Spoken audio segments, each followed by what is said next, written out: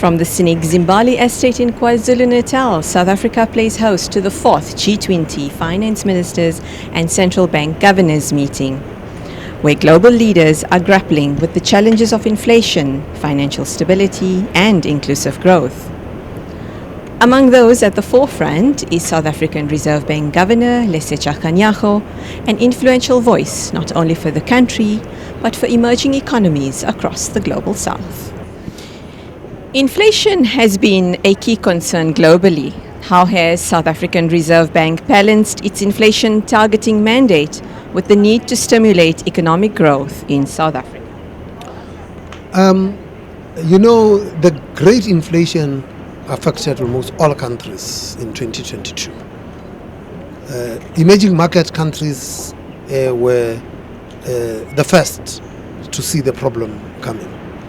And the Latin Americans were the first ones to move, and the rest followed. And I think that central banks have reduced inflation closer to targets in the advanced economies, and they're going to have to sustain it there.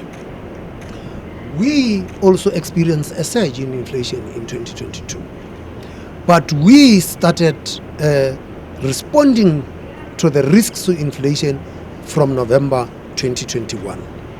So by the time the other central banks from the advanced economies responded to the inflation surge, we had already taken steps to deal with inflation. Our inflation did peak at 7.8, and it eventually declined within the target. It is now within the target. It's actually at the lower end of our inflation target range. Our contribution to growth is to ensure price stability such that decisions of investors do not have to worry about inflation when they make their investment decisions.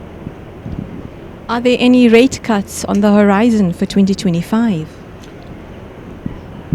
Rate cuts on the horizon? Have you looked at the past? We had seen rate cuts in the past.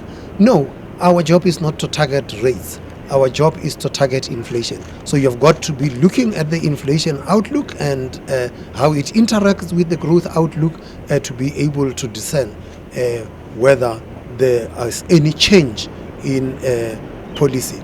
And that we take from meeting to meeting, and people do not realize, by the way, even deciding to keep the rates the same is still a policy decision. With G20 increasingly shaped by voices from the global south, how can central banks like the South African Reserve Bank shape a more inclusive global financial system? Well, what you have had is actually a very interesting past 4 years, where you had 4 consecutive emerging markets chairing the G20. You had the Saudis, then you had the Indonesians, then you had the Indians, then you had the Brazilians, and now you have the South Africans. So it's like 5 consecutive emerging markets that had chaired.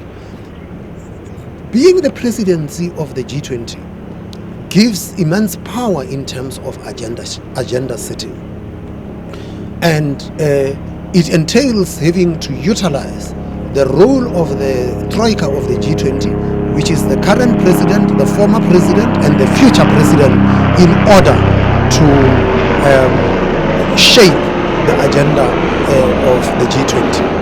If we look back, I will not go too far back, but I'll start with the Saudi presidency. That what the Saudi presidency did was to elevate the issue of cross-border payments into the G20 agenda. The leaders tasked the Financial Stability Board with the responsibility of making cross-border payments efficient and cost-effective. The Indian presidency took that to the next level and looked almost at domestic financial inclusion as well. And the Indian UPI is seen as one of the standards in terms of domestic payments. The Brazilians took it further, and as South Africa, we decided to focus very much on cross-border payments. The inclusiveness of growth, thus, that the central banks are contributing to here is about including more people in the financial system, firstly domestically, but importantly, connecting them across borders. So that connection across borders of making cross-border payments to be accessible, to be cost effective, to be speedy and efficient, and importantly, to be transparent is the biggest contribution that central banks can make. South Africa faces persistent challenges with unemployment and inequality. What role does the South African Reserve Bank see itself playing in enabling a more inclusive economy without compromising on its price stability mandate? I like the last part of your question very much, because very clearly you have read the Constitution of the Republic of South Africa. The Constitution of the Republic of South Africa says the responsibility of the central bank is price stability in the interest of balanced and sustainable growth in the Republic. But it also says that the central bank might do such other things as are ordinarily done by other central banks, but such things must always be subject to the primary object of the Reserve Bank. So, our contribution to deal with growth, balanced and sustainable growth, is to ensure that we live true to our financial stability mandate. When you look at inequality, the difference that South Africa has with respect to inequality is not so much because there are people who earn too much and people who earn too little. Our challenge is that there are people who are earning and people who have nothing to earn.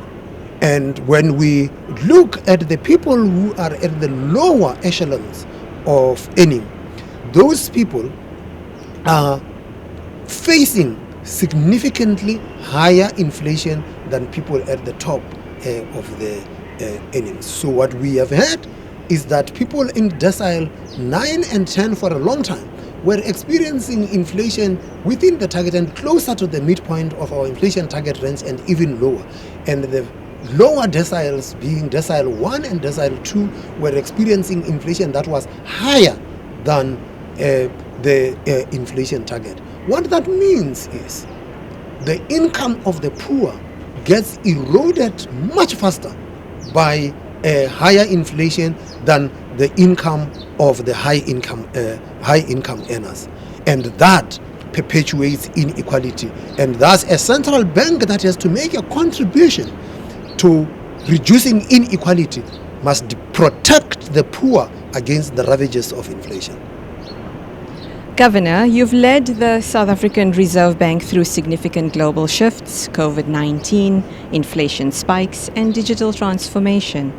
What has been your most defining challenge or lesson during your tenure so far? I will leave that to the economic historians to say what my... the point is that at the head of a central bank, you present a strategy to the nation, and that strategy encompasses all sorts of things that you must account to the nation about how well you have done in executing the strategy, and the strategy should be seen in its totality instead of nitpicking the things that I like. And I will leave that with the economic historians to say what my legacy had been. From policy to the price of your next coffee, he's got it covered. So that was Lesetja Kganyago, South African Reserve Bank Governor, and I'm Nazneen, bringing you the story behind the stats. Lights, camera, action.